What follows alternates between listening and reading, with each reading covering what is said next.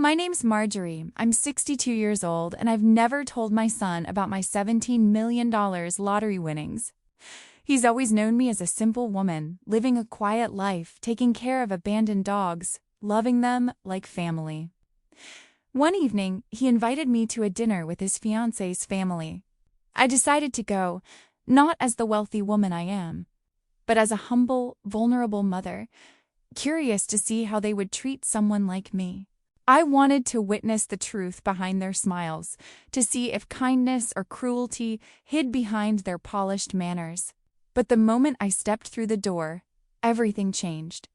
And what I saw made my heart ache in ways I had never imagined. From the sneering glances to the cruel jokes, I realized that their intentions were far from pure. And as I looked at my son, silent and unsure, I felt a strange mix of disappointment, love, and determination building inside me. I knew right then that I had to take control not just for myself, but for the loyalty and innocence of my little dog, Barnaby. What happened that night set off a chain of events full of secrets, surprises, and a plan that no one could have predicted. But before we continue, make sure to subscribe to the channel and leave a comment telling me where you're watching from. I love reading the comments and knowing where you are. Now let's see how this story truly began. The morning sun poured over the gates of Crestwood Academy, glinting on the polished stone and the chrome of luxury cars lined like soldiers awaiting inspection. I adjusted my scarf against the chill, feeling the snowflakes land lightly on my eyelashes and dissolve. The cold should have stung, but I was numb in a way only long-held disappointment could teach. My heart thudded, anxious, yet tethered by a strange mixture of dread and quiet excitement. Today I would see the people my son had chosen to love, the family he intended to welcome into his life. And I wanted to watch them through a lens only a mother who had lived on the edge of invisibility could maintain: curiosity, tempered with the secret knowledge of my own worth. I was carrying Barnaby on a leash, his scruffy fur brushing against my coat. He huffed softly, shivering, but his eyes shone with unwavering trust. He had survived storms in the streets, and now he survived me. As we approached the front door, I felt the weight of his small body pressing against mine. Barnaby, who had never asked for luxury, had become my anchor. My son, Daniel, had always assumed I lived simply because I wanted to, or because I was too tired to aspire beyond necessity. The truth was more complex, hidden beneath lottery tickets, bank statements, and a life spent nurturing the unseen and discarded. Today I was penniless in appearance, though I carried $17 million in secrecy. But this was not about money, it was about a test, a measure of their hearts. The door opened and Tiffany stepped forward. She was every bit the image of refinement her mother had trained her to emulate. Blonde, perfectly coiffed hair, a dress tailored to display wealth without effort. But the expression on her face when she saw Barnaby, curled near my feet, was pure disdain. "Does she have to bring that thing?" she asked, her voice dripping with disgust, pointing at my loyal mutt. I felt my chest tighten, not with anger but with that familiar ache of unspoken betrayal, the sting of maternal love confronted with cruelty. I knelt slightly to smooth Barnaby's fur, murmuring to him softly, "It's okay, buddy. We'll be fine. Just a little while." His tail wagged weakly, a fragile banner of trust. I looked at Daniel then, my son, my child who had once clung to my skirts in the rain. I searched his face for something: defense, remorse, even a flicker of guilt, but all I saw was hesitation, the shadows of someone who had learned to serve comfort over confrontation. "Mom," he muttered, eyes fixed on the polished floors rather than mine. "Maybe just tie him to the porch railing? It's a fancy house." My heart cracked a little, a slow, silent fracture that spread warmth and pain simultaneously. The snow continued to fall, powdering the driveway with its cold, indifferent beauty. I quietly removed my own scarf and wrapped it around Barnaby, tucking him carefully by the side of the porch. I whispered a promise only he could hear. "I'll make it up to you, I promise. steak, and maybe a warm blanket too. You've earned that. I entered the house, holding my head high, folding my hands neatly in front of me. Mrs. Holloway, Tiffany's mother, looked me over with a scrutiny sharp enough to cut glass. "It smells like wet trash." "Just like your coat," she said, her voice lilting with cruel amusement. The words were small, but they landed like stones against my ribs. My fists clenched under the table so tightly that my nails dug into my palms, but my smile remained polite, courteous, almost fragile in its precision. Daniel tried to make conversation, stumbling awkwardly between words, his discomfort evident. "Mom, sit," he whispered, yet his voice had the hollow edge of someone trying to mediate an unresolvable conflict. My stomach twisted. I had raised this boy through nights of exhaustion, patching scraped knees, paying for tuition with a body that screamed for rest, and a mind that ached for recognition. And now, here I was, humiliated not by strangers, but by my own flesh and blood. Dinner passed in a haze of subtle jabs and whispered insults, Tiffany's laughter ringing like chimes of cruelty across the polished table. She spoke of my savings, my modest contributions to wedding plans, and I could feel the weight of her condescension pressing down like snow settling on fragile branches. Daniel looked at her, his eyes flickering between mother and bride, silent, caught between allegiance and fear. The humiliation wasn't loud. It wasn't dramatic. It was in the deliberate omission of wine from my glass, the whispered comments about my humble origins, the unspoken message that I was invisible, expendable. But I noticed everything. I cataloged every smirk, every glance, every tremor of disdain, as though storing it for a time when justice might be tempered with mercy. I looked down at Barnaby again, who shivered against the cold porch, and I felt a spark of warmth, a tether to the pure, unfiltered world. In that moment, I realized that my life, my heart, and my love had value far beyond what anyone in that room could comprehend. I would survive this evening, not as a defeated woman, but as one who understood the strength that comes from being underestimated, dismissed, and underestimated again. I would endure, and I would rise. Dinner had settled into a rhythm, but it was a rhythm that felt more like an interrogation than a celebration. Tiffany's eyes were sharp, calculating, scanning my face as though my very expressions contained a hidden fortune she intended to claim. Not once did she ask about my health, or whether I had eaten enough, or how the small comforts of my life, the warm fire in my cottage, the soft blankets, the morning sunlight through the lace curtains had shaped me. Her curiosity was a different sort entirely. "It's on a double lot, right?" she asked, her voice laced with expectation and barely disguised greed. "That land is worth something, even if the house is a teardown." I blinked, swallowing the sudden tightness in my throat. The words hit like a frost that had nothing to do with the snow drifting outside the window. I had imagined many conversations with her, but never one so audacious, so unfeeling. My eyes flicked to Daniel, who sat beside me, his posture rigid and uncomfortable. He had always been my heart, my boy, the one I had carried through scraped knees, sleepless nights, and whispered worries when he was too young to understand the weight of the world. And yet, here he was, a stranger to my vulnerability. Silent, while Tiffany dismantled my life in polite sentences coated with smiles and laughter. "I'm so happy for you both," I managed to say, my voice measured but trembling slightly at the edges. "I've been saving a little, to help with the flowers." I forced a gentle smile, imagining the pastel petals, the arrangements that would bring a fragile beauty to the celebration. My small contribution meant as a token of love, not wealth. Tiffany laughed, a sound that erupted like jagged glass across the polished table. She choked slightly on her steak, and I felt my stomach twist in empathy, but the laughter quickly returned, sharper than before. "Flowers?" she said, still chuckling, her words precise and cutting. "Oh, sweetie, your savings wouldn't cover one centerpiece." We're getting married at the Sterling estate. It's exclusive." She emphasized the last word as though it were a weapon, as though exclusivity was a justification for belittling me. I sat back, my fingers tightening around the edge of the table, nails pressing into the wood beneath. The warmth I had tried to maintain in my tone wavered, bending under the weight of their disdain. My heart ached for the son I had known.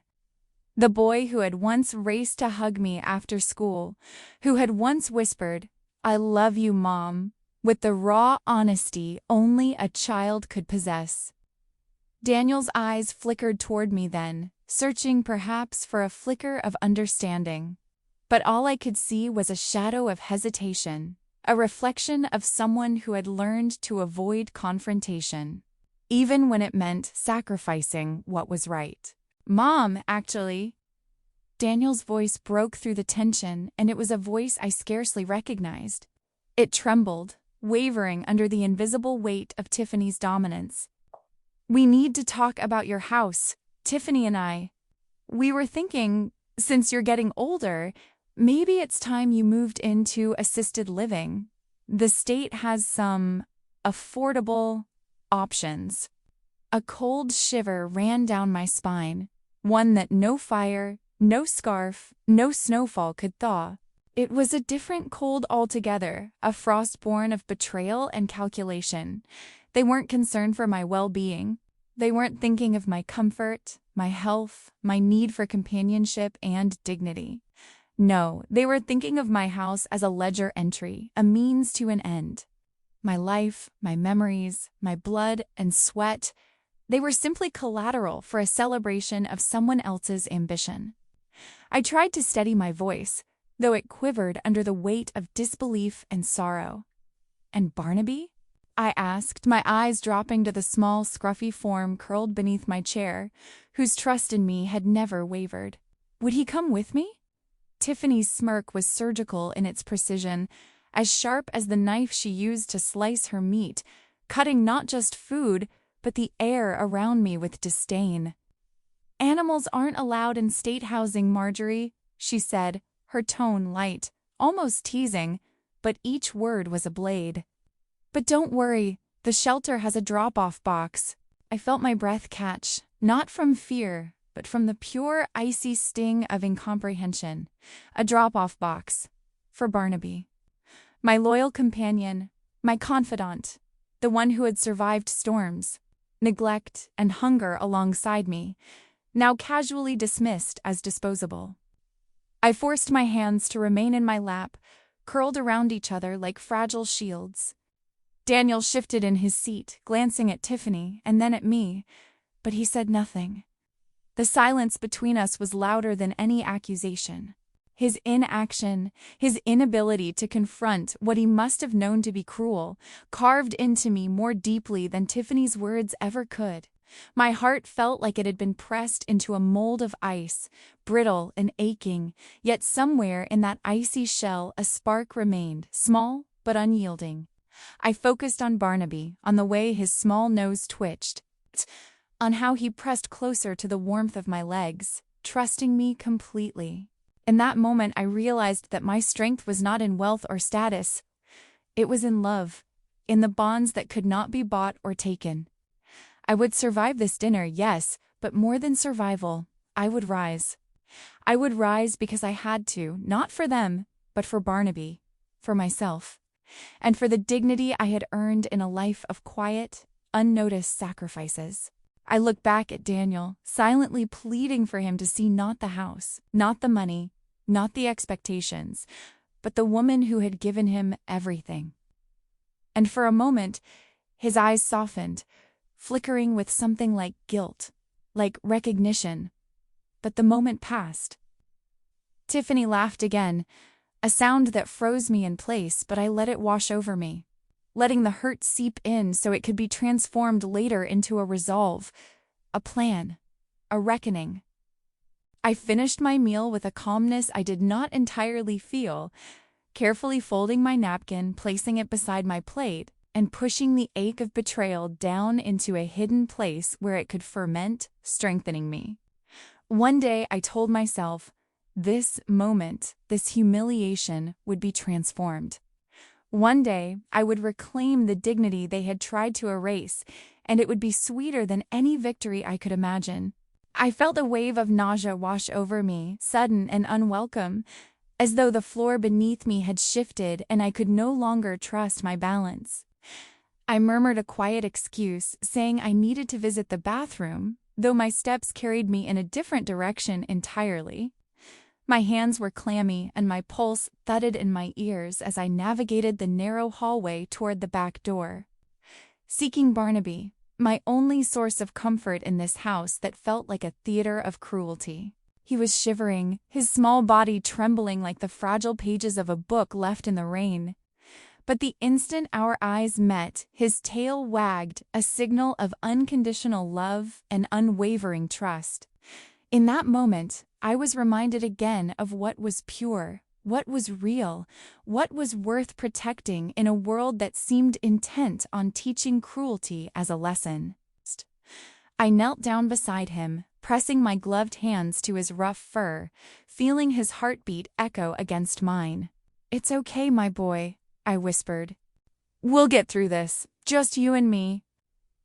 His warmth seeped into my hands, into my chest, and I felt a tiny flicker of strength return, a fragile ember refusing to be snuffed out. It was in these quiet moments, away from the judgmental eyes, that I remembered the simplicity of love and the weight of devotion that no money could buy. As I straightened to leave, ready to return to the dining room and face the humiliation that awaited me, a faint murmur of voices reached my ears. The kitchen door, slightly ajar, betrayed the conversation unfolding within. Tiffany and Mrs. Holloway, their tones low, almost conspiratorial, carried words that froze my blood before it even had a chance to circulate properly. I slid my phone from my coat pocket, trembling slightly as I held it near the crack in the door. Pressing record, every muscle in my body taut with anticipation and fear. "Are you sure the old hag will sign the deed?" "Mrs. Holloway asked, her voice dipped in a cruel certainty, a predator savoring the inevitability of her prey's fall. The word hag stabbed me more deeply than any overt insult had yet, a reminder that in their eyes, I was not a mother, not a human being worthy of dignity, but an obstacle to their desires. "Daniel will make her," Tiffany replied, the confidence in her tone chilling me to the core. "He's weak.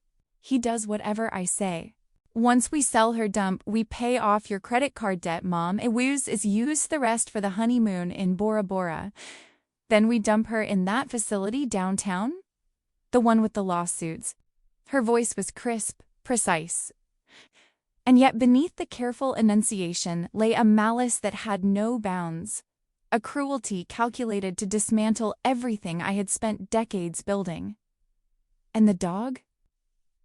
Mrs. Holloway's question was casual, almost perfunctory, but the implications crushed me. "I'll call animal control tomorrow while she's packing," Tiffany said. "Say it bit me." I froze, my body stiffened, my chest constricting as the full horror of their plan took shape in my mind. This wasn't mere greed. This wasn't entitlement or thoughtless ambition. This was malice. Deliberate, meticulous malice aimed at someone who had loved without measure. Someone who had given everything to nurture, protect, and support her child. My love for Daniel had blinded me to the truth, the monster he had chosen to follow, the life he had aligned himself with, and the danger that now threatened the one companion who had never betrayed me. I leaned against the wall, my shoulder brushing the cold paint, and I caught my reflection in the hallway mirror. The face that looked back was tired, lined with worry and disappointment, but in that moment, the sadness began to peel away. The woman who had cried silently in dark kitchens, who had bent to the whims of others in the hope of acceptance, vanished like smoke. I straightened my spine, taking in a steadying breath that filled my lungs with clarity and resolve. A single tear slid down my cheek, not of fear, but of rage tempered with determination. I brushed it away, my fingers lingering for a moment on the cool skin, feeling the thrum of my own heartbeat, strong and unbroken despite decades of endurance. And then I smiled. Not a smile of submission, not one of timid hope, but a cold, calm, deliberate smile that carried the weight of reckoning yet to come. "You want to play games?" I whispered to myself, barely audible over the hum of the refrigerator and the muffled clatter of dishes in the other room. "Let's play." I could feel the shift within me, subtle at first, like the change of seasons, then undeniable, like the swell of a tide. The fear, the nausea, the ache in my chest, all of it transformed into something sharper, something alive with purpose. I was no longer merely a mother at the mercy of her son's choices. I was a strategist, a guardian of what mattered most, and a woman who would see justice, however quietly, unfold. I glanced at Barnaby once more, his head tilted as if he sensed the change, the spark of something new radiating from me. He gave a small whine, a sound that in any other context might have been pleading, but now felt like agreement, a silent acknowledgement that the two of us would face what was to come together, unbowed. Returning to the table would be a performance, an act of compliance, but inside, I was already planning, calculating, envisioning the steps that would ensure that cruelty, deceit, and greed would not go unchallenged. They had assumed weakness. They had assumed I was invisible. They had counted on my love to blind me to their intent, but they had underestimated one truth: a heart that loved fiercely, that had endured silently for decades, could also strategize with a precision born of pain. I would use their own arrogance against them, their greed against itself, and I would protect what mattered most: myself, my dignity, and my loyal companion who had never wavered, even when the world around us did. I pressed the phone a little closer to the crack in the door, listening for every word, letting the venomous plans etch themselves into memory. The recording would not only capture evidence, it would capture intent, character, and the choices they had made. And when the time came, they would see that actions, once set in motion, could return with a force equal to their malice. I inhaled deeply, feeling the cold air fill my lungs, and for the first time that evening, I felt a sense of purpose rising through me. The tired, small woman who had entered this house hours ago was gone. In her place was a woman with fire beneath her calm exterior, a woman who would ensure that justice, measured and unrelenting, would prevail. "You want to play games?" I whispered again, louder this time, letting the words echo softly in the empty hallway. "Let's play." And with that, I straightened, adjusted my coat, and prepared to return to the room, knowing that the next steps I took would change everything, and that Barnaby and I would face them together, undefeated and unshakable. I returned to the dining room with a steadiness that felt foreign to my bones, as if some deeper, older version of myself had crawled up from the cellar of my chest and taken my place. Moments earlier, I had been trembling in the dark hallway, clutching my phone, listening to the two women who were supposed to become my family plot, my removal like one might plot a trash pickup schedule. But now, as I slid back into my chair, I felt something else. Not anger, not yet, but clarity, a sharpness. A line being drawn inside me that, once crossed, could never be undone. Tiffany glanced up, her fork hovering mid-air. Daniel looked worried, as if maybe I had overheard something, and maybe he saw the change in me, the way my shoulders were no longer curled inward, the way my hands weren't shaking. I folded my napkin neatly across my lap. "I've been thinking," I said, and the lie floated from my mouth with a softness that surprised even me. "You're right, I am getting older. Maybe selling the house is best." Daniel let out a breath, the kind of exhale people release when they believe victory has finally dropped into their lap. Tiffany didn't bother masking her delight. It flashed across her face like a gleam on polished steel. I watched her composure return, watched her try to control the greed that nearly bubbled over. She failed miserably. "That's wonderful news, Marjorie," she said. Her voice was syrupy but thick enough to choke on. "We can help you with paperwork, appointments, everything. Just say the word." "Oh, I'm sure you can," I replied with a gentle smile, the kind that hides knives behind it. "I just need a few weeks to organize my papers. After all, this is my entire life we're talking about." "A few weeks is fine," Daniel said quickly. Too quickly. "Whatever you need, Mom." I nodded and took a small bite of the now cold vegetables on my plate. They tasted like ash. I wondered if I would remember this moment years later, the exact angle of Tiffany's smirk, the faint quiver in Daniel's hand as he reached for his wine, the wisp of steam rising from the pot on the stove behind them. A tableau of betrayal disguised as family dinner, but beneath all their smug anticipation, I felt something unexpected. Grief. A deep, bone-heavy ache for the son I once knew. The boy who used to leave drawings on my pillow, who cried into my blouse after skinned knees, who told me I was his favorite person in the world. Where had that child gone? On which road had I lost him? The next morning, I woke before dawn. The house was quiet, still holding its breath from the night before. Barnaby stirred at my feet, stretching his legs and pressing his warm head against my ankle, as if sensing the tremor in my heart. I reached down and stroked his fur, feeling the calm thrum of his trust beneath my palm. That trust grounded me. I didn't go to the shelter to volunteer that day. Instead, I drove past it, past the faded brick building with the peeling blue door where I'd spent countless hours washing bowls, folding blankets, whispering soft comforts to frightened animals. I should have missed it that morning, but I didn't. Purpose overshadowed everything. Barnaby sat proudly in the passenger seat of my battered truck, his ears perked, the fur on his chest fluttering in the cold wind sneaking through the cracked window. He looked like a knight escorting me into battle. We drove downtown, through streets where glass towers pierced the sky, and people in tailored coats marched with purpose.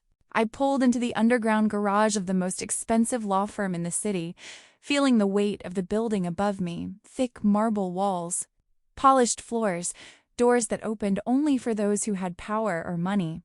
I had both now, though no one who knew me would ever suspect it. Inside, the receptionist recognized my name and led me to a private office with floor-to-ceiling windows. The city stretched beneath us, indifferent but shining. When Arthur Sterling entered, he looked almost exactly as I remembered from my library days. Silver hair, warm brown eyes, and an expression that always seemed to soften when he saw me. He paused when he noticed Barnaby, who sat calmly beside me, tail thumping once against the carpet. "Marjorie," Arthur said, crossing the room, "what brings you here? And why do you look like someone has tried to rearrange your world?" I let out a breath that carried too many years of exhaustion. "Because they have," I said. "Tiffany, her mother, and Daniel, my own son." My voice wavered only slightly. "They want my house, and once they get it, they plan to discard me like old furniture." Arthur's jaw tightened. "Why are you letting them treat you like this? You could buy their whole neighborhood." His tone wasn't mocking. It carried genuine disbelief, even concern. "Because money can't buy character," I said, gently running my hand over Barnaby's head. His eyes closed in pleasure. "I need to see if there is anything left of my son worth saving. And if not," my fingers stilled, "I need to teach them a lesson they will never forget." I reached into my purse and slid a check across his desk. His eyebrows lifted as soon as he read the number, but he didn't comment. He simply placed it carefully on the blotter between us.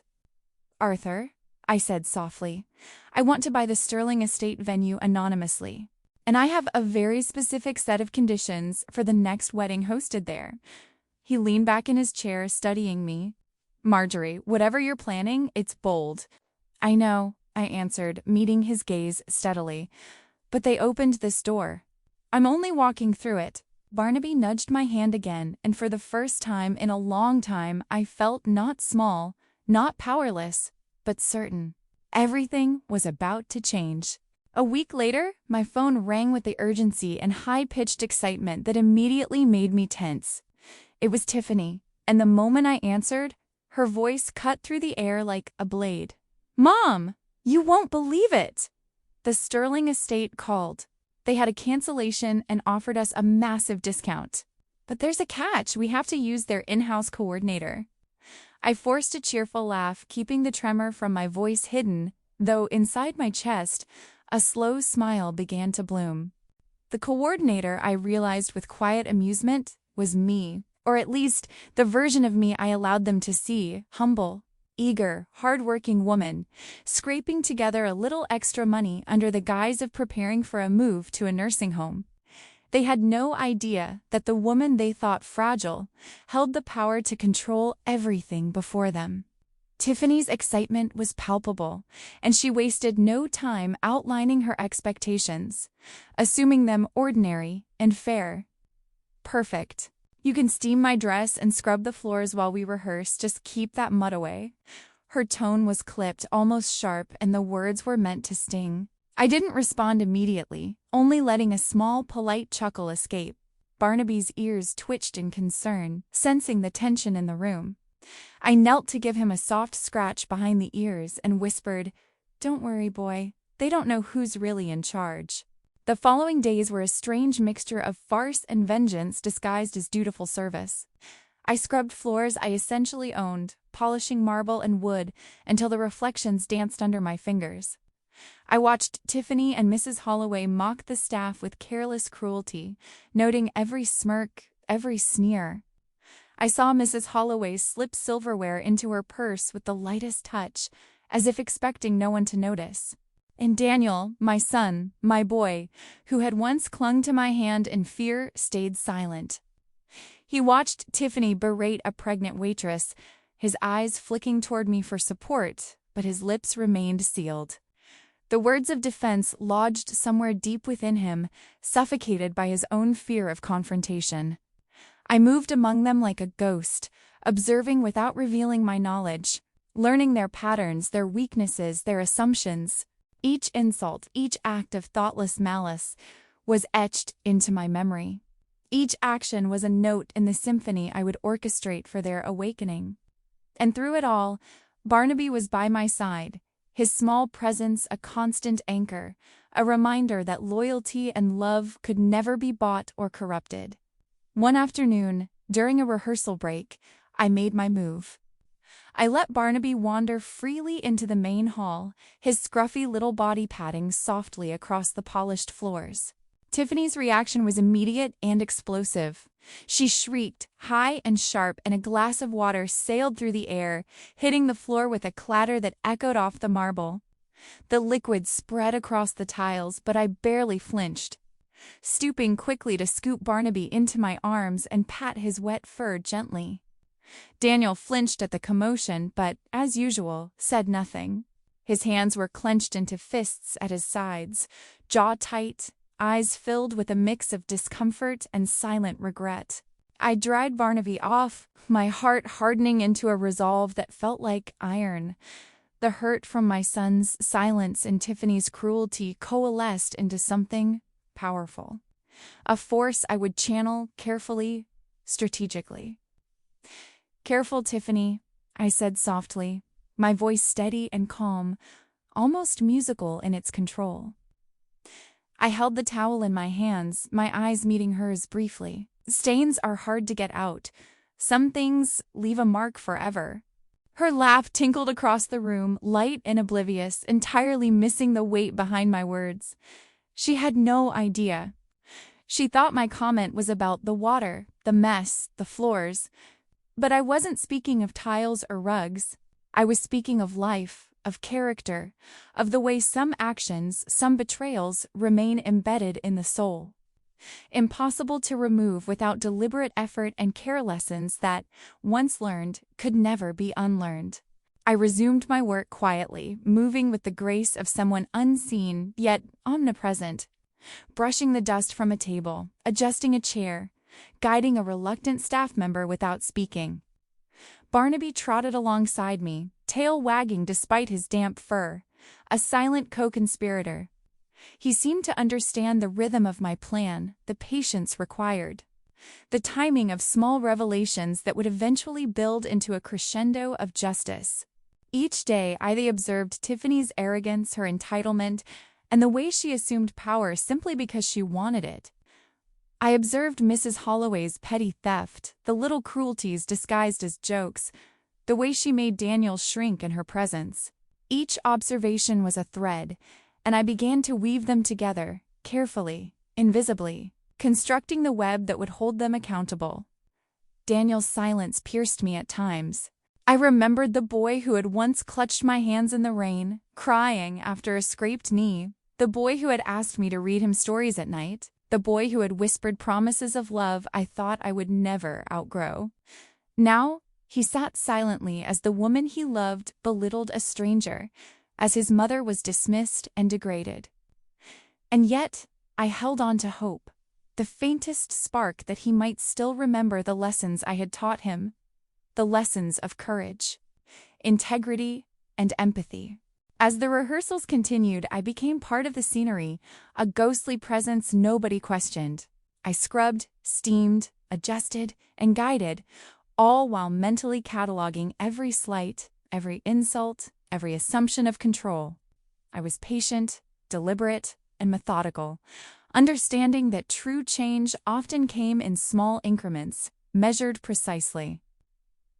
Barnaby rested his head on my knee that evening, tired from the day's chaos, but still watchful. I stroked his fur, feeling the warmth of his trust seep into my bones, and I allowed myself a moment of quiet reflection. This was not revenge for its own sake. This was a lesson in morality, in justice, in the power of seeing through the masks people wear. And through it all, I remembered why I loved him, why I loved my son despite his failures, and why I had endured. I would continue, as I always had, with quiet strength and unwavering purpose. And when the time came, Tiffany, Mrs. Holloway, and even Daniel would finally understand that some things leave marks forever, not just on floors, not just in furniture, but on the hearts of those who have endured, survived, and refused to surrender. The days blurred together as wedding planning marched forward, each one filled with the constant bustle of activity, schedules, and rehearsals. I moved through the Sterling estate as if it were my own home, which, in a sense, it was, and would soon be fully under my control. The staff welcomed me quietly, respectful of the authority I carried behind my calm exterior, unaware that I was no longer the humble helper they thought I was. Barnaby trotted beside me like a small, proud sentinel, his scruffy coat brushing against my legs as we navigated the polished floors. His presence reminded me, always, of loyalty, innocence, and the kind of love that could not be corrupted. It was time to introduce the first twist in my plan. I drafted the family harmony test, a set of requirements that would force Tiffany, Daniel, and even Mrs. Holloway to confront their own arrogance, entitlement, and neglect. The test was simple but profound. The couple had to host a dinner honoring their parents, demonstrating not just politeness, but genuine care and respect. Of course, Tiffany's response was immediate fury, a hiss of indignation that might have rattled anyone else. "What do you mean, we have to honor her?" She spat, gesturing at me with exaggerated disbelief. "We already have the discount. This is ridiculous. I'm not hosting a dinner for a random old lady." I smiled sweetly, letting the mask of the humble coordinator slide perfectly into place. "I'm simply passing along the policy from the anonymous owner, Tiffany," I said, voice calm, measured. "You want the discount? You follow the rules. The dinner is part of the agreement. It's very simple." Daniel shifted uneasily beside her, avoiding my eyes. I could see the tension in him, the guilt that churned quietly beneath the surface. But it was buried deep by years of indecision and the desire to please. I recognized it. I had once seen it in his childhood, that same fear of disappointing others. And I wondered, quietly, if he would ever learn that true courage required saying no to injustice, no matter how uncomfortable. The evening of the dinner arrived. The house smelled faintly of roasted vegetables and freshly baked bread, a comforting domestic aroma that I had once loved and now used to cloak my plans in normalcy. Tiffany and Daniel fussed over the table settings, their attention so focused on appearance that they completely missed the subtle power dynamic at play. Mrs. Holloway arrived last, her pearls and designer coat a symbol of her self-assured superiority. I sat at the table with my back straight, hands folded neatly in my lap, giving nothing away. The staff had arranged the food, the candles flickered softly, and Barnaby lay quietly at my feet, ears twitching attentively. I took a deep breath, letting the warmth of the candlelight illuminate my resolve. Then, with all the calm authority I could muster, I began my speech. "I want to take a moment," I said softly, letting my voice carry over the murmurs of surprise at my initiative, "to speak about love, sacrifice, and the quiet work that often goes unnoticed. Daniel's father isn't here, and that's a story for another time. But I want you all to know that I spent countless nights working, not for recognition, but for the small joys that made my son's childhood bright. I saved every penny I could to buy him his first bike, one he cherished beyond measure. I worked through evenings, through weekends, so that he would know stability, care, and the warmth of family. That is all I ask in return, not gratitude, perhaps, but acknowledgement. Love should be honored, not ignored." As I spoke, I scanned the table. Tiffany's expression was tight, annoyed at the attention I commanded despite my lowly status. Mrs. Holloway smirked, attempting to mask her discomfort with condescension. Daniel, however, had changed. His eyes glistened, a tear threatening to escape and then sliding silently down his cheek. For a brief, fragile moment, I saw the boy I had loved so fiercely, the man he might have become if courage had been his guide. He reached for my hand across the table, his touch tentative, almost apologetic. My heart lifted slightly. For a moment, hope whispered that perhaps he had remembered me, that perhaps he had not been fully lost. But the fragile moment shattered with a single, sharp interruption. Mrs. Holloway's voice cut through the room like a cold wind, carrying the weight of entitlement and expectation. "How touching. Now, Marjorie, did you bring the deed to your house? The notary is here." Time slowed. I felt the blood drain from my face, not from fear, but from the crushing reality that Daniel's allegiance was still not with me. His hand, which had hovered so delicately over mine, withdrew, his fingers retreating like small birds frightened from their perch. "Yeah, Mom," he said, his voice low, filled with the familiar timidity I knew too well. "Let's just get it signed so we can focus on the wedding." He had chosen them again. My hope collapsed, replaced not with sorrow, but with a sharp, unrelenting clarity. The illusions were gone. The gentle, fragile hope that had lingered in my chest evaporated into the cold air, leaving in its place the steel of justice and the resolve to act. I allowed a small smile to curve my lips, quiet but deliberate. "I forgot it at home," I said softly, letting my voice carry the weight of calm authority, of patience that had been tested and refined. "But don't worry. I have a special gift for you on the wedding day that is worth much more than my house."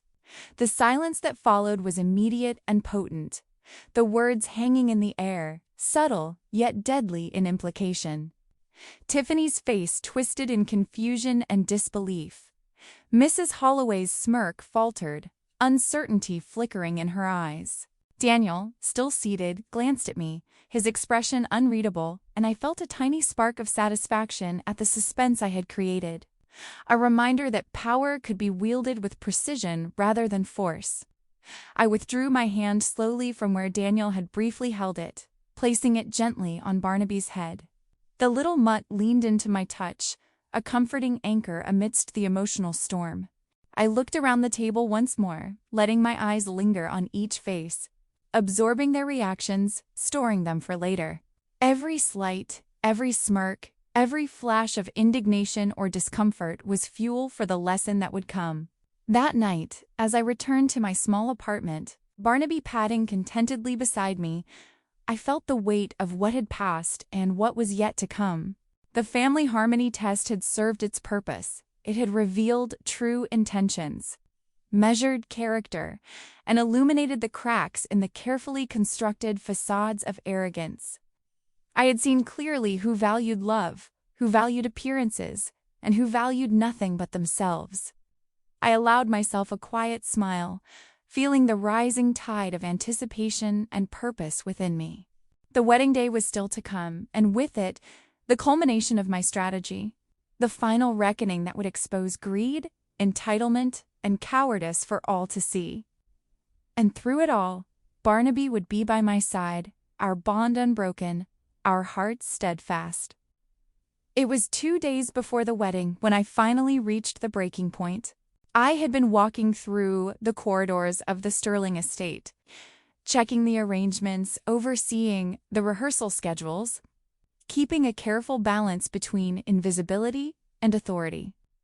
When I heard her voice, shrill, cruel, and entirely self-assured, drifting from the hallway.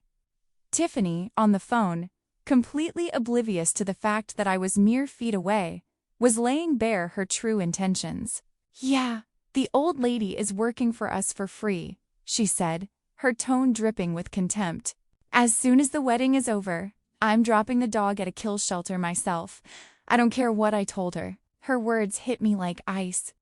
The casualness with which she spoke about ending the life of the only creature who had shown her and my son genuine loyalty, who had given him unconditional love when they couldn't, made my stomach churn.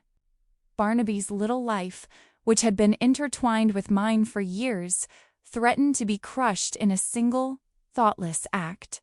I felt a hollow ache deep in my chest that went beyond anger. It was the fierce, protective pain of someone who had loved too much to stand idle. I realized then that the time for subtlety, for patience, had passed. This was no longer about observing and cataloging their flaws. It was about action. My mind, sharpened by years of endurance, turned instantly to strategy. The elaborate vengeance I had envisioned, which until now had seemed theoretical, became vivid and urgent.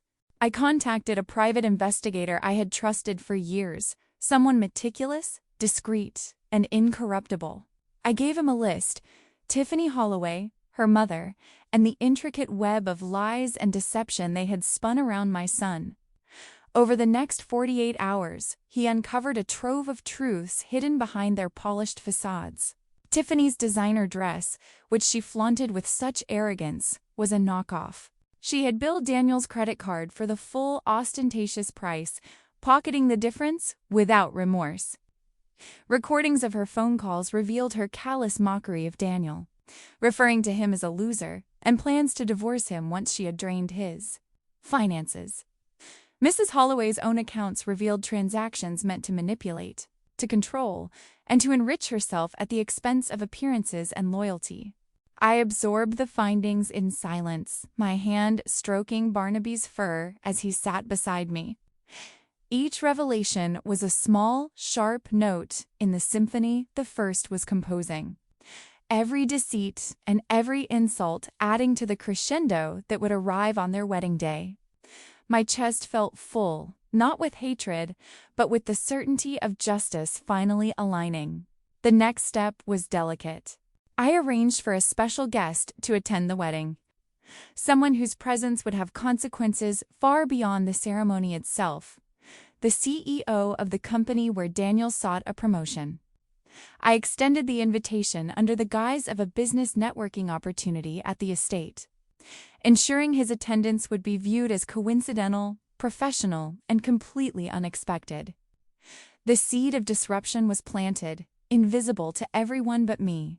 When the morning of the wedding arrived, I chose my attire with the same care I had applied to every other detail of my plan. I did not appear in the plain, drab uniform I had worn as the estate's part-time coordinator. Instead, I emerged in a tailored gown I had bought in Paris years ago, silk and satin flowing, cut perfectly to my figure, understated yet commanding. Diamonds sparkled at my ears, at my wrists, subtle yet undeniable. Barnaby, my loyal companion, trotted beside me with a tiny bowtie around his neck, the picture of dignity and charm.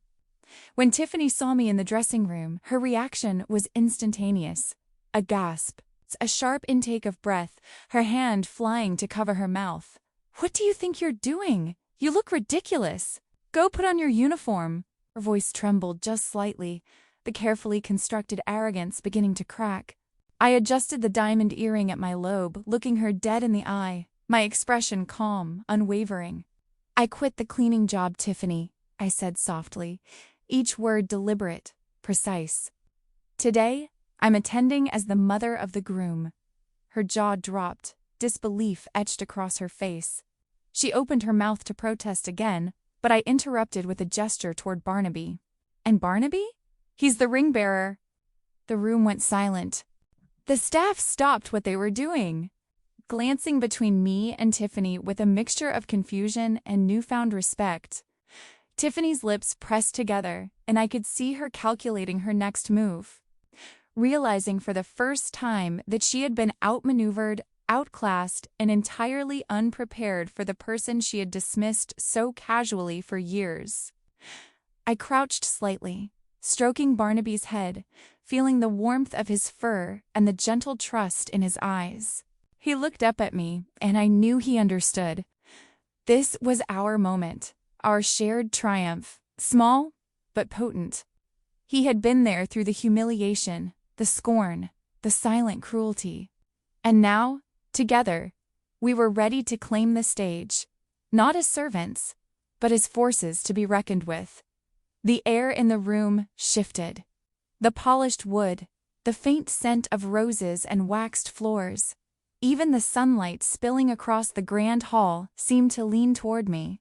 I was no longer the quiet, deferential woman they assumed I was.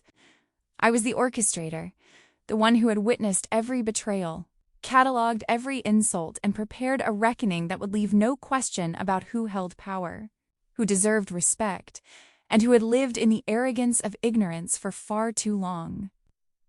I straightened, feeling the weight of every choice I had made, every calculated step I had taken to arrive at this moment.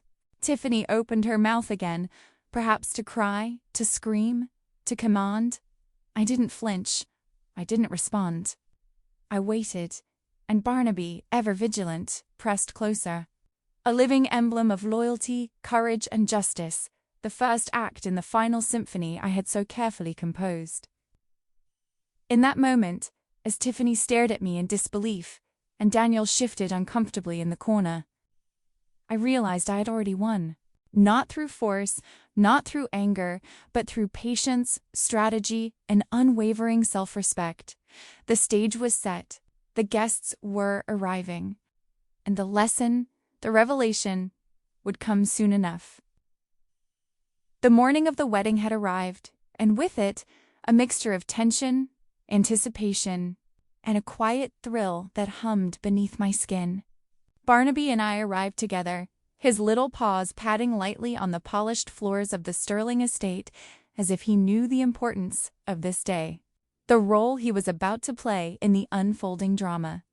I could feel the gaze of the staff, the early arriving guests, the catering crew, all of them sensing that something was different, that I was no longer the invisible helper, no longer the meek, polite woman who had served unnoticed.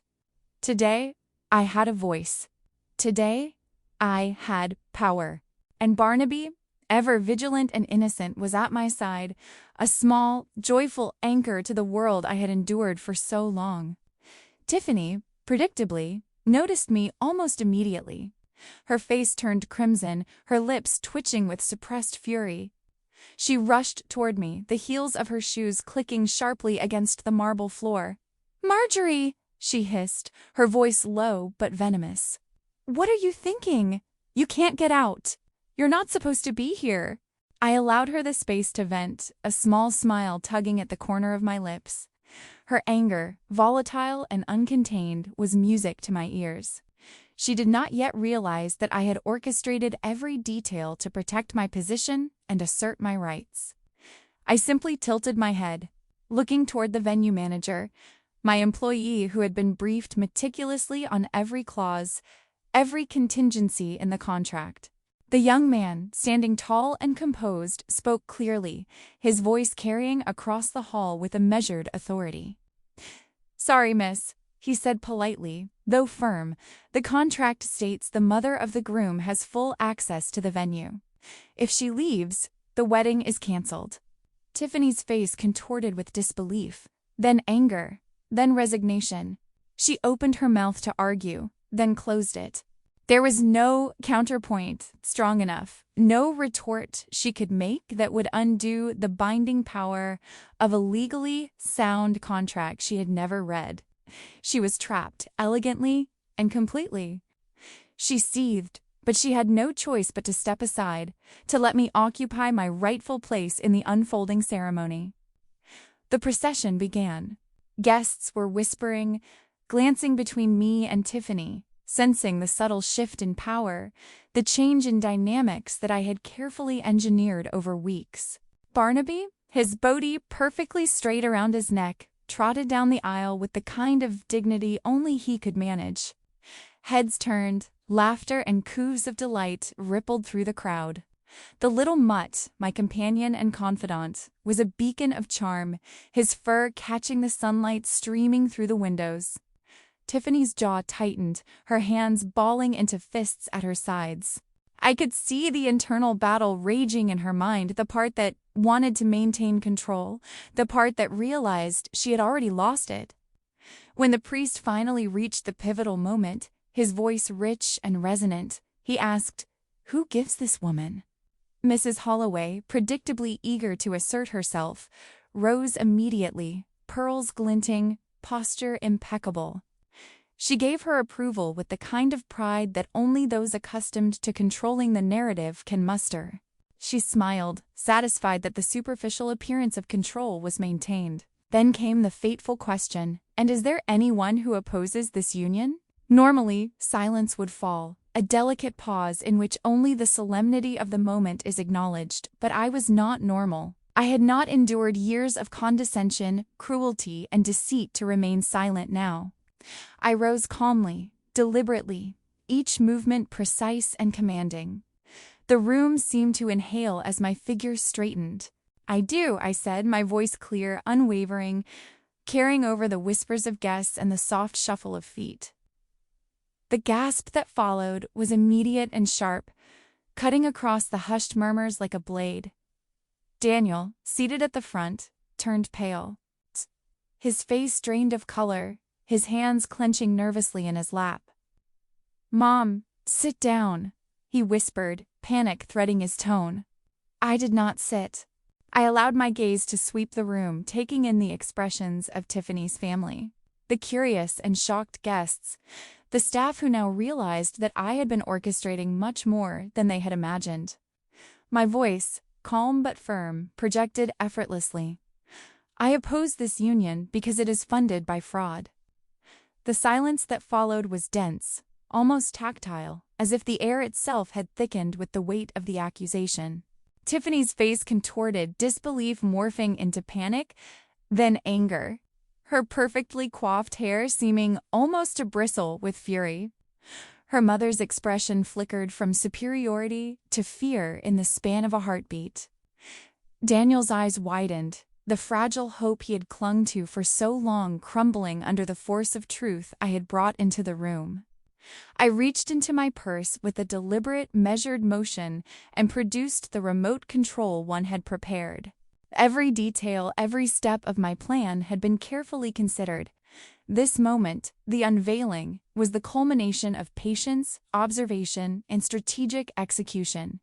I pointed it at the projector screen, intended initially for a montage of photographs capturing happier, innocent times, and pressed the button. The screen flickered to life. Tiffany and Mrs. Holloway's voices filled the room crystal clear. The recorded conversations from my phone playing back every betrayal, every plan to sell my home, to discard Barnaby, to manipulate Daniel, to enrich themselves at my expense. Faces in the crowd twisted in shock and confusion as the audio confirmed what many had suspected but could not have imagined so vividly. The screen then shifted to the private investigator's findings. Documents showing the fraudulent charges on Daniel's credit card. Recordings of Tiffany mocking him behind closed doors. Plans to drain his finances. And the truth about the counterfeit dress she had flaunted with such arrogance. Each revelation landed like a physical blow, the weight of truth undeniable. Barnaby growled softly, standing alert at my side, a small but fierce guardian. Daniel's face crumbled, a mixture of devastation, shame, and realization etched into his features. The guests were stunned into silence, whispers now replaced by a reverent hush.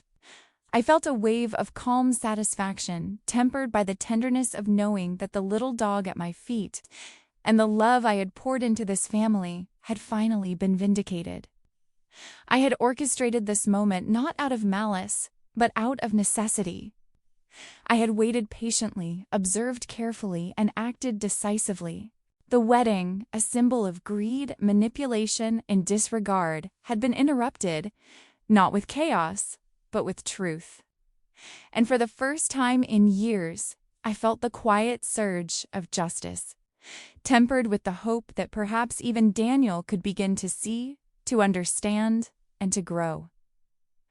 The room held its breath, the soft hum of air conditioning, the delicate rustling of the wedding programs, the faint scent of roses and polished wood everything seemed to fade as the projector screen flickered to life. My heart pounded quietly beneath my chest, steady, controlled, a quiet drum of triumph and justice. Barnaby sat at my side, ears perked, eyes shining, sensing the gravity of the moment in a way only an animal can. The first audio clip began, the faint hiss of static giving way to the unmistakable voices of Tiffany and Mrs. Holloway.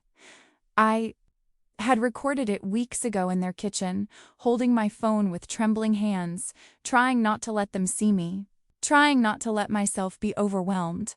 And now, it was the centerpiece of their revelation, the piece of evidence that would finally illuminate their true selves. "Are you sure the old hag will sign the deed?" Mrs. Holloway's voice, sharp and calculating, reverberated through the hall. "Daniel will make her," Tiffany replied, smooth, confident, cold. "He does whatever I say. Once we sell her dump, we pay off your credit card debt, Mom, and use the rest for the honeymoon in Bora Bora.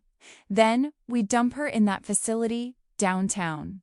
"The one with the lawsuits and the dog?"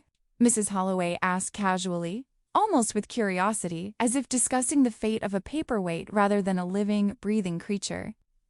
"I'll call animal control tomorrow while she's packing. Say it bit me." A shiver ran down my spine as I listened. The words were a grotesque combination of greed, malice, and calculated cruelty.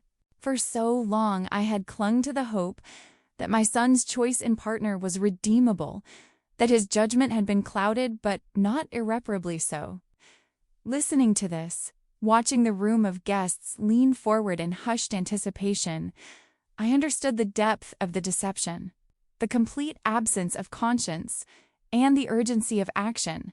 Then, seamlessly, the screen shifted. The private investigator's evidence appeared. Recordings of Tiffany on the phone mocking Daniel, calling him a loser, discussing plans to divorce him after draining his accounts. Documents showing the fraudulent charges for her so-called designer dress and other expenses hidden behind ostentatious facades.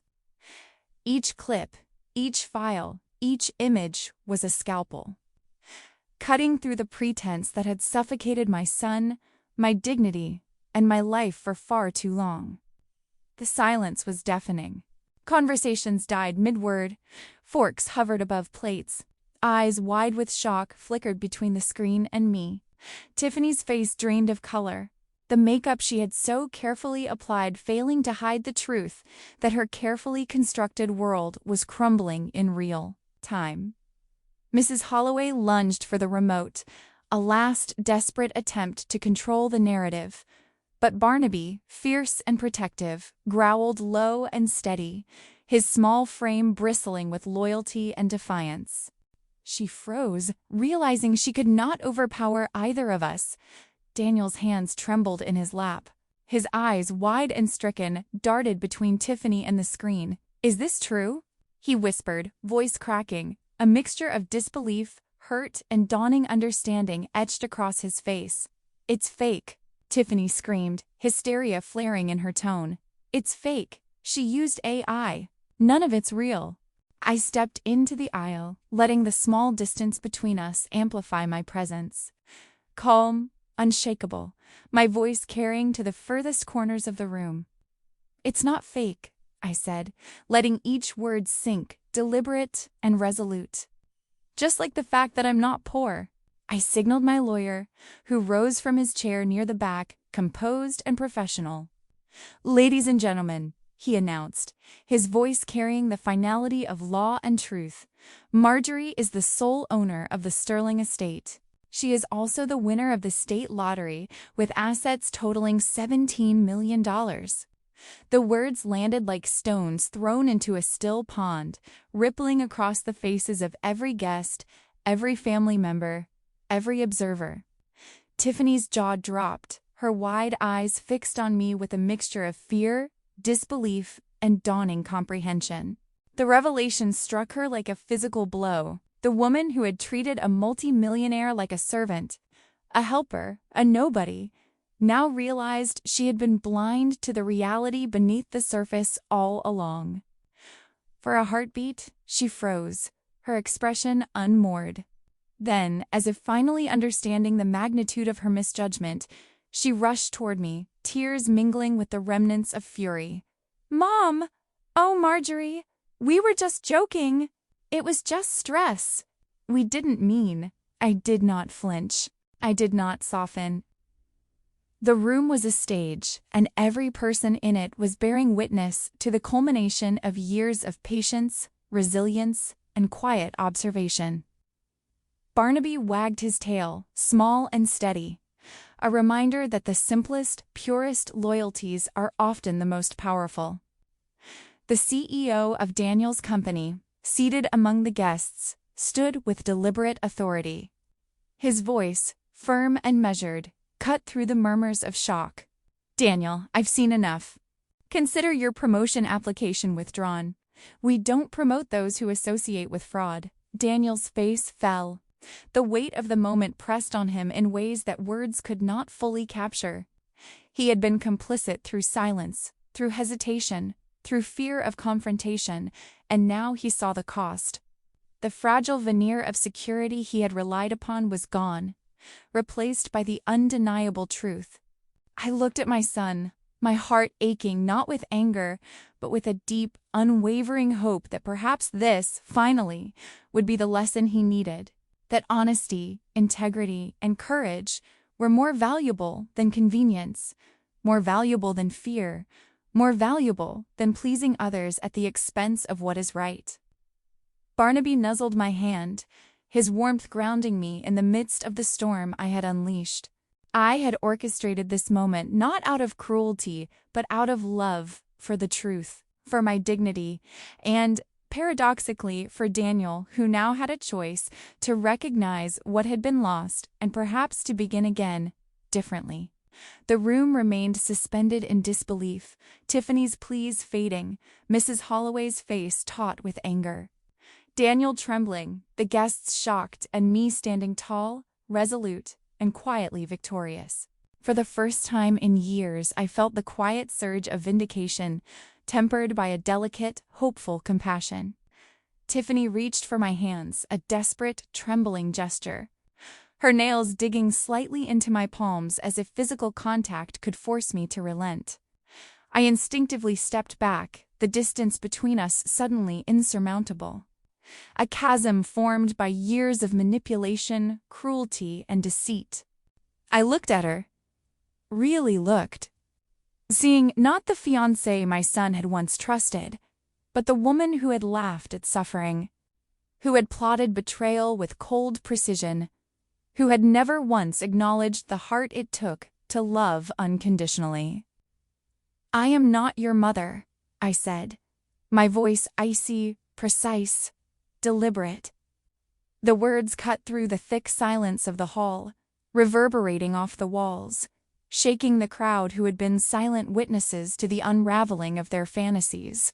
I turned to Daniel, whose face was pale, eyes glistening with the kind of shame and grief that comes when a child finally sees the truth of a parent's endurance. "And you," I said, voice steady, "you let them treat me like garbage. You let them kick my dog. You were willing to sell my home to please them." Daniel's shoulders slumped, the weight of realization pressing down on him like a physical force. "Mom, I didn't know. I'm sorry," he stammered, tears streaming down his face, the first true vulnerability I had seen from him in years. His voice cracked, faltering under the burden of guilt, and I could see the conflict raging in his eyes, the part of him that wanted to defend his choices, the part of him that now understood the depth of his complicity. I took a deep breath, letting the silence stretch, allowing him to feel the enormity of the moment, to let the truth sink in, to hold him in the weight of the consequences he had avoided confronting. "I know you're sorry, Daniel. You're always sorry. But you're a man now. And you have to live with the choices you made. Maybe this will teach you to stand up for what's right." Each word was heavy with love, disappointment, and the tempered hope that he could still find redemption, that this lesson could shape him into someone capable of integrity. Turning toward the security guards, I spoke with quiet authority. "Please escort the bride and her mother off my property. The wedding is canceled." There was no hesitation in my tone, no doubt. The hall seemed to shrink around the weight of my declaration, the murmurs of guests fading as they absorbed the gravity of what had just transpired. Tiffany's face paled, her perfectly applied makeup smudging slightly as panic set in. Mrs. Holloway's pearls clinked softly against her neck as she realized her control had evaporated in the face of truth and authority. I turned back to the assembled guests, my gaze sweeping across the rows of faces filled with astonishment, curiosity, and relief. "However," I continued, my voice softening, a small, gracious smile curving my lips, "the food is already paid for. Please enjoy the party. The open bar is on me."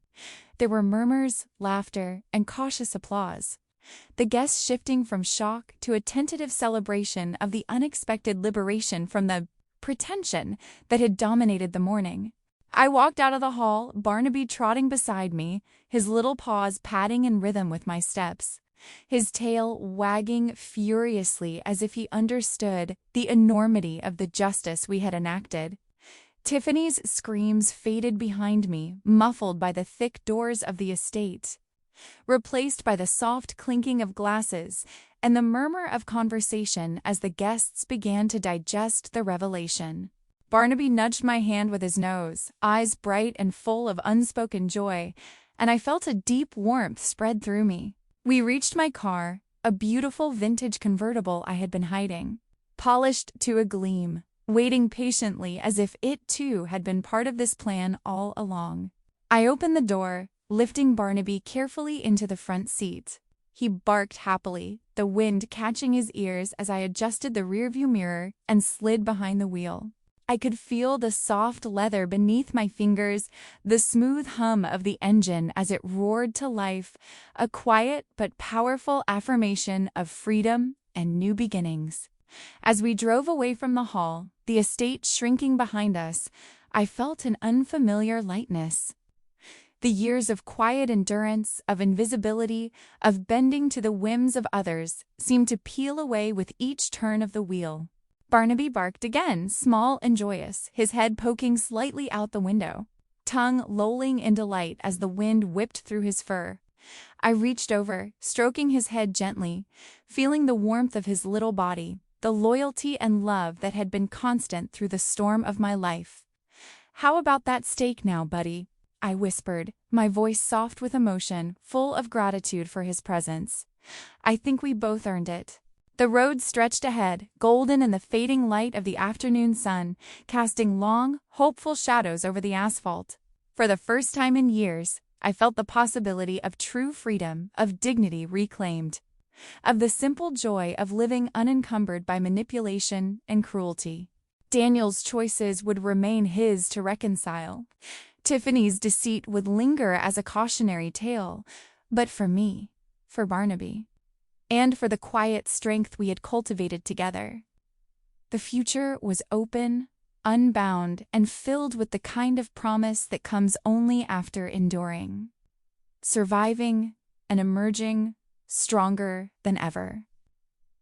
I felt tears welling in my eyes, not of sorrow, but of relief, triumph, and a quiet, overwhelming joy.